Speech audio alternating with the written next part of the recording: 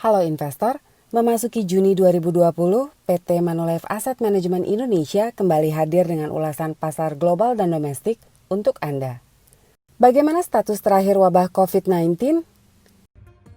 Sementara beberapa negara telah terlihat cukup berhasil, beberapa lainnya masih belum mampu keluar dari cengkeraman wabah. Dari jumlah kasus baru yang muncul, pemenangnya adalah China dan Oceania, yaitu Australia, New Zealand, dan negara-negara kecil di Pasifik Selatan. Uni Eropa dan Amerika Serikat masih dalam proses walaupun terus memperlihatkan perbaikan. Sementara itu, kawasan Asia di luar China masih cukup berantakan, termasuk juga Indonesia. Saatnya dunia berangsur kembali membuka pintu. Pengurangan lockdown mulai terlihat di beberapa kawasan di dunia, seiring pemerintah beberapa negara mengizinkan berlangsungnya berbagai aktivitas warganya. Bagaimana dengan perekonomian? Kuartal 1 tahun ini perekonomian global diwarnai guncangan masif. Lalu bagaimana kondisi ekonomi dunia jelang akhir kuartal 2 ini? Mari berkunjung ke 3 kawasan sebagai sampelnya. China yang dulunya adalah epicentrum dimulainya pandemi, Amerika Serikat yang saat ini berstatus sebagai epicentrum wabah, dan Asia yang kondisinya cukup beragam. Di China, data manufaktur, penjualan real estate floor space, konsumsi batu bara untuk pembangkit listrik, dan tingkat kemacetan mengindikasikan China sudah mulai berangsur membaik setelah menerima pukulan yang sangat keras dari corona di kuartal 1 lalu. Tapi apakah pertumbuhan ekonomi China bisa langsung melesat? Sepertinya tidak instan.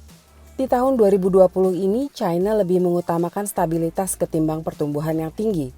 Terlihat dari target indikatornya. Kali ini bukan pertumbuhan ekonomi yang ditargetkan, namun angka pengangguran yang disasar tidak melebihi 6%. Di Amerika Serikat, beberapa indikator ekonomi dan sosial mulai menunjukkan perbaikan. Indeks aktivitas ekonomi sudah menunjukkan perbaikan secara gradual. Klaim pengangguran mingguan pun menurun, mengindikasikan mulai usainya puncak masa PHK. Mobilitas dan aktivitas rumah tangga perlahan pulih seiring reopening yang mulai terjadi. Sektor tenaga kerja merupakan kunci utama pemulihan ekonomi, karena dapat mendukung tingkat penghasilan dan keyakinan konsumen yang merupakan faktor penting bagi ekonomi Amerika Serikat yang berbasis jasa. Sementara itu, pasar Asia menanggapi positif pelonggaran lockdown global. Hal ini tercermin pada perbaikan volatilitas pasar dan inflow ke negara berkembang. Keunggulan Asia dalam kondisi new normal adalah penanganan pandemi yang efektif. Beberapa market termasuk Taiwan, Korea Selatan, Hong Kong, dan Vietnam bangkit dengan cepat. Ekonomi berbasis manufaktur yang menanggung dampak pandemi yang lebih ringan dibandingkan perekonomian berbasis jasa, serta valuasi pasar saham Asia yang berada di level atraktif. Lalu bagaimana dengan pasar domestik? Sayangnya pertumbuhan ekonomi Indonesia masih lemah, jika tidak bisa dibilang memburuk. Akan tetapi indikator stabilitas justru berada di level yang baik. Anggap saja setelah jatuh terpuruk, Indonesia sedang mencari pegangan yang cukup mantap untuk mengembalikan dulu keseimbangan tubuhnya sebelum siap kembali melesat. Kebijakan pembatasan aktivitas sosial guna mengendalikan penyebaran COVID-19 memberikan pukulan yang cukup telak pada konsumsi domestik yang selama ini menjadi kontributor utama pertumbuhan ekonomi Indonesia.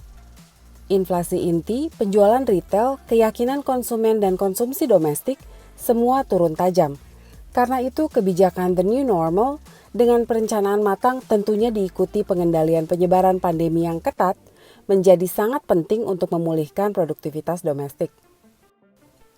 Indikator stabilitas ekonomi mengkonfirmasi peningkatan kondisi fundamental Indonesia. Defisit neraca berjalan, nilai tukar, cadangan devisa, premi risiko membaik dengan cepat setelah sempat terjun bebas di bulan Maret. Menjaga stabilitas perekonomian menjadi sangat krusial mengingat kebutuhan belanja pemerintah untuk mendorong perekonomian saat ini jauh lebih tinggi dibanding tahun-tahun sebelumnya. Dari sisi kebijakan moneter, pemerintah sangat berfokus pada stabilitas nilai tukar. Hal ini disebabkan tingginya kebutuhan pembiayaan defisit anggaran dan fluktuasi pasar finansial global menjadikan stabilnya nilai tukar rupiah sangat krusial. Karena itu, Bank Indonesia mempertahankan suku bunga acuan di level 4,5% sambil tetap membuka peluang pemangkasan jika dibutuhkan. Di sisi fiskal, saat ini pemerintah menargetkan defisit yang lebih besar lagi. Artinya belanja pemerintah meningkat, yang akan diwujudkan dalam bentuk stimulus ekonomi.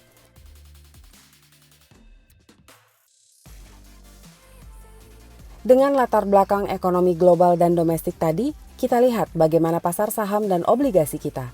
Bagaimana strategi investasi kita untuk membuat modal di kantong kembali berkeringat. Sepanjang Mei lalu, pasar obligasi menguat 2,57%. Sementara sentimen terlihat terus membaik dan minat investasi terus meningkat. Pemulihan sentimen di pasar keuangan global membuat obligasi negara berkembang seperti Indonesia jadi lebih diburu. Indeks volatilitas membaik seiring dengan stabilitas nilai tukar.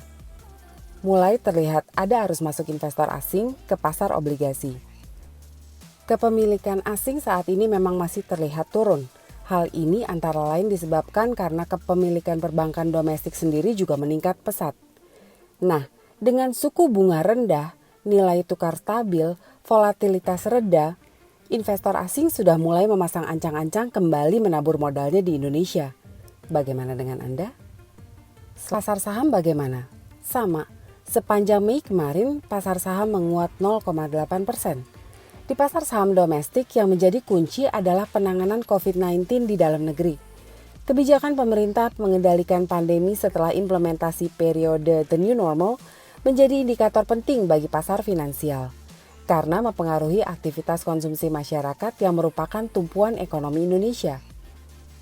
Jika berhasil, pasar saham Indonesia akan diuntungkan dengan potensi pemulihan lebih cepat dibandingkan beberapa negara kawasan. Secara teknikal dari sisi valuasi, pasar saham sekarang diperdagangkan di kisaran -1 standar deviasi. Bicara tentang valuasi dan standar deviasi, jika memandang ke belakang sejak 2-3 bulan lalu, terlihat valuasi pasar saham domestik semakin meningkat ke arah rata-rata. Artinya, saat ini sudah tidak semurah bulan lalu, dan bulan lalu tak semurah 2 bulan sebelumnya. Anda masih mau terus menunggu?